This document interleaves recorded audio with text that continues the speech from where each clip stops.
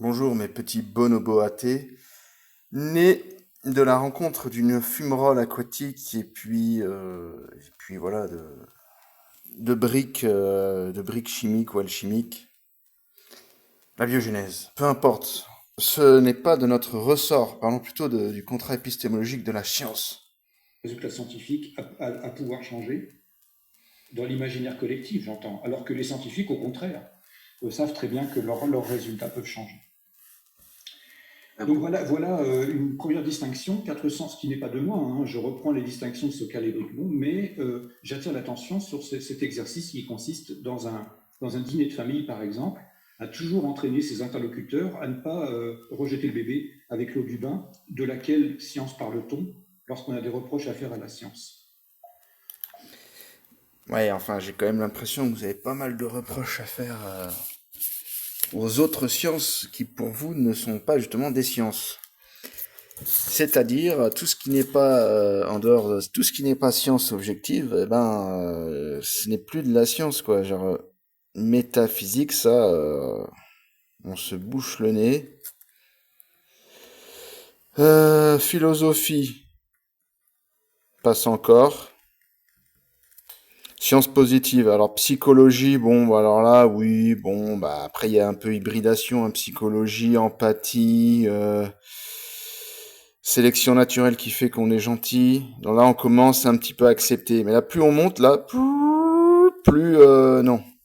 Et là, alors là, enfer et damnation, la reine des sciences, la théologie, ça non.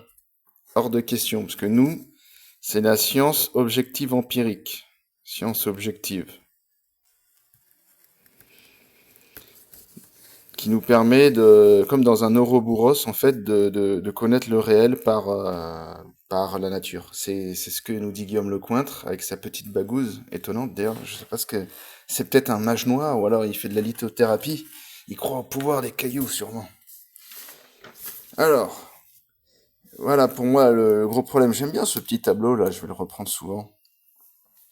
Donc en gros, cet individu, on va l'appeler Guillaume Lecointre, qui pour moi est doué d'une intelligence, d'un pouvoir de discrimination. Pour lui, la science, c'est ça, c'est le monde de la matière, qui est la source unique du réel.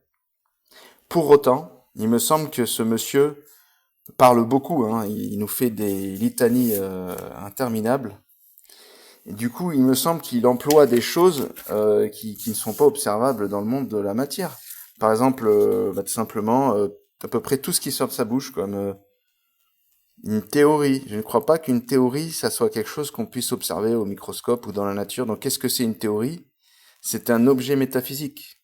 Ah, désolé, hein, le mot est lâché.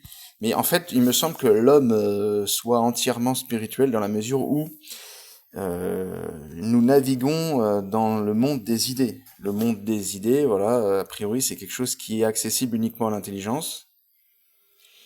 Et les néoplatoniciens comme Erasmus Darwin pensaient que il y avait des forces dans les objets, dans la matière, dans le feu.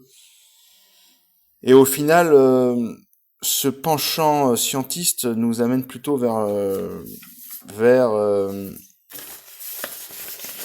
où qu'il est mon petit papier, voilà, vers le matérialisme en fait. Les idées, l'esprit n'existent pas. Ce qui est complètement absurde parce qu'il n'arrête pas d'employer des objets métaphysiques comme la théorie, etc. Donc pour moi, ce sont des gens, je suis désolé de le dire, mais un peu malades mentaux en fait. C'est-à-dire que il tourne en boucle comme un hamster dans sa science objective, tout en débordant. Il fait toujours du freestyle en dérapant dans la philosophie, dans la psychologie, dans la métaphysique, et puis tout le jour il nous parle de théologie en fait, parce que c'est sa maladie mentale en fait. Il déteste tout ce qui est de l'ordre de l'essence et des religions abrahamaïques, hein, abrahamiques comme il dit là, théologie. Et il passe sa vie depuis sa chaire d'enseignement là, au Collège de France. Au lieu de nous parler de biologie, il nous parle toujours en fait de philosophie, de métaphysique, etc. Et donc il nous explique que pour comprendre, c'est ça le comble en fait. Donc il nous parle d'un contrat épistémologique de la science, hein, qui doit en fait observer et expliquer la nature par la nature, pourquoi pas. Et pour l'évolution en fait, c'est déjà ce qu'on appelle du nominalisme, C'est-à-dire pour comprendre le monde, il faut déjà adopter une vision philosophique qui consiste à rejeter en fait les cases que sont les mots, justement les idées. Les idées, le monde des idées n'arrive pas à refléter le monde du réel. Par exemple, un chien n'est pas un chien, car il y a des milliards d'années, c'était une bactérie, et puis plus tard, ça sera, je sais pas, un poisson, il va faire comme Pachycétus, il va retourner dans l'eau.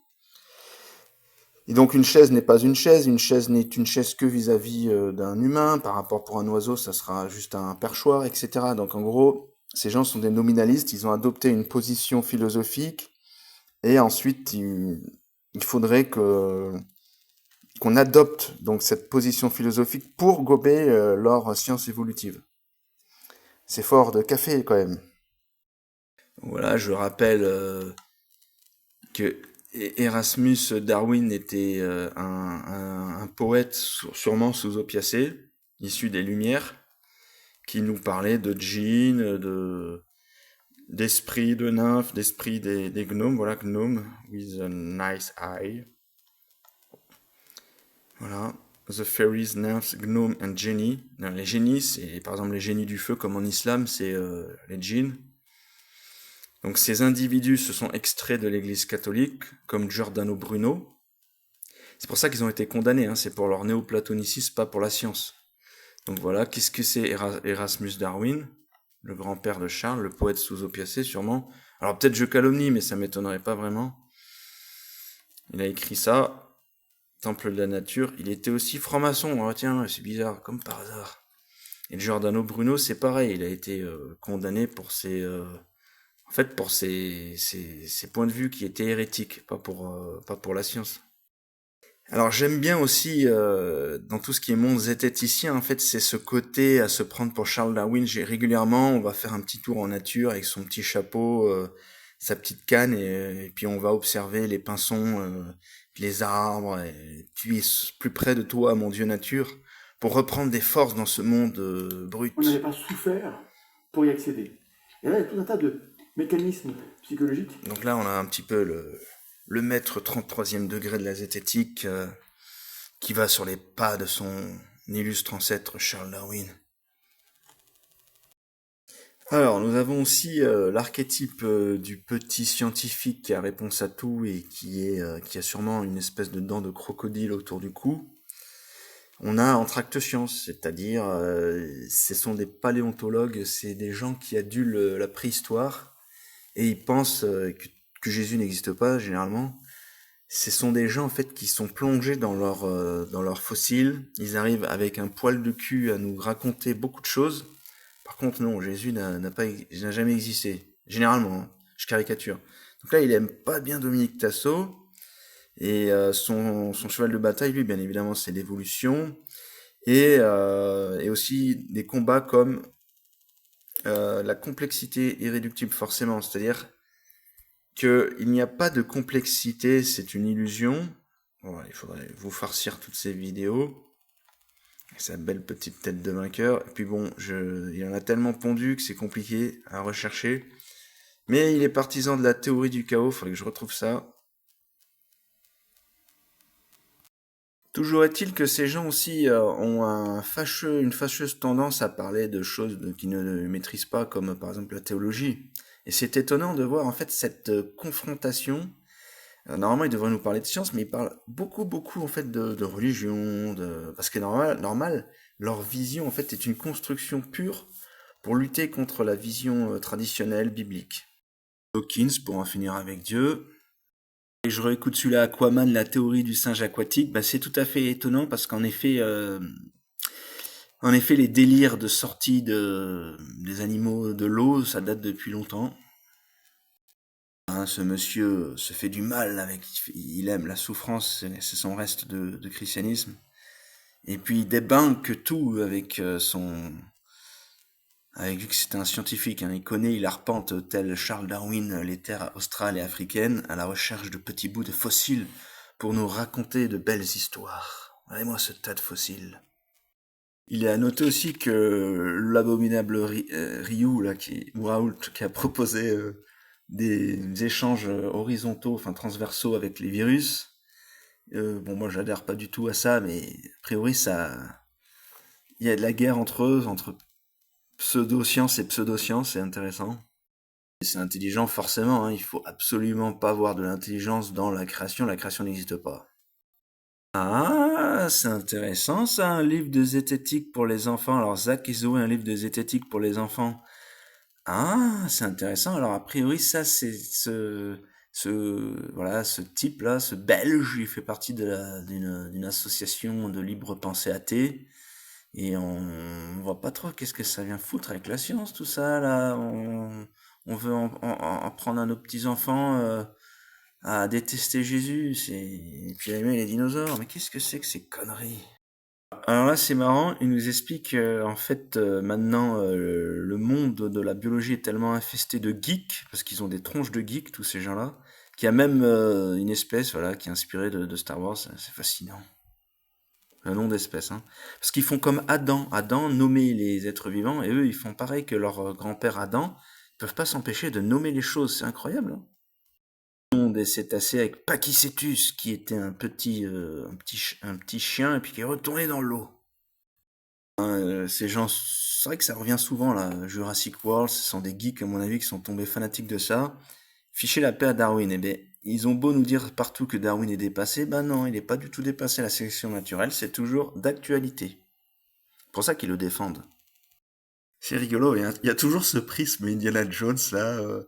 Sur TikTok aussi, là, il y a... Comment il s'appelle? Prehistoric Man. Alors là, il y a toujours des gens déguisés en hommes préhistoriques avec une lance et une dent de requin en pendentif. C'est assez caricatural, mais ce sont des geeks, selon moi, en fait. Sélection naturelle! Alors, faut savoir que le film Les 300 est inspiré de la Bible, c'est dans le livre des juges, où Yahvé sélectionne 300 valeureux soldats, et avec ces 300, il sauve Israël. Donc, on ne sortira jamais de la Bible, les enfants. Voilà, alors tout l'enjeu, en fait, tout l'enjeu de la théorie de l'évolution, c'est de nous expliquer qu'il n'y a pas de complexité.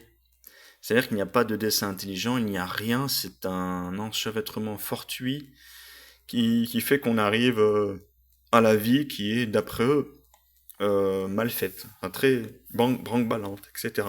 Donc passent sa vie à expliquer que le flagelle bactérien est nul, que le codage de l'ADN, de je sais plus quoi, là, c'est mal fait, que l'œil ne voit mal parce que etc. En fait, ils passent leur temps à essayer de détruire ce qu'ils pensent être pas une création justement, mais une apparition fortuite de choses. Et du coup, ce faisant, ils s'autodétruisent. C'est bien le principe. Donc en fait, il n'y a pas d'intelligence dans l'univers. On se demande pourquoi ils veulent à tout prix être plus intelligents que les autres, avec leurs raisons à la con. Donc il n'y a pas d'intelligence dans l'univers. On se demande pourquoi ils en ont.